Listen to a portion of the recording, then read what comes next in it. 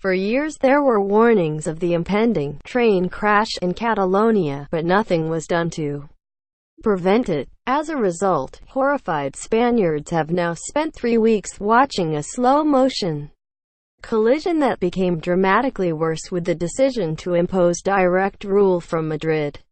While leaders on both sides blame each other, there is growing anger at the inability of either to swallow their pride and take a step back. Now that we are at the cliff edge, it seems that there is no option but to step over it.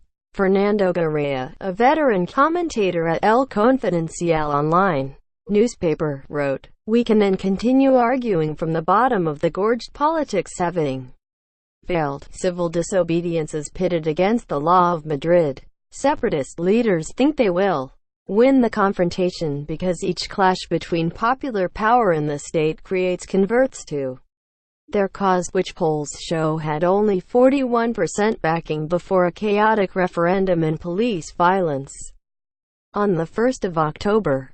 Yet a poll run by Barcelona's El Periódico newspaper last week shows that, despite the outrage and sympathy provoked by the police charges, separatists have a long way to go before they can properly claim to represent the will of the Catalan people. According to that poll, 55% of Catalans do not think the referendum, where only 43% of people cast countable votes, is a valid basis for declaring independence. Carles Puigdemont, the Catalan president, has, nevertheless, threatened to ask the regional parliament to do exactly that in response to direct rule. Since Separatists have a majority there, which they used to pass the referendum law that was then struck down by the Constitutional Court, any vote would probably succeed.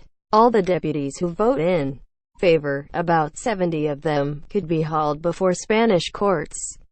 It is now clear that the conservative government of Mariano Rajoy, having won the support of EU leaders, will be implacable in its attempt to enforce the law and govern directly. It is impossible, however, to measure the appetite for further confrontation among the separatists.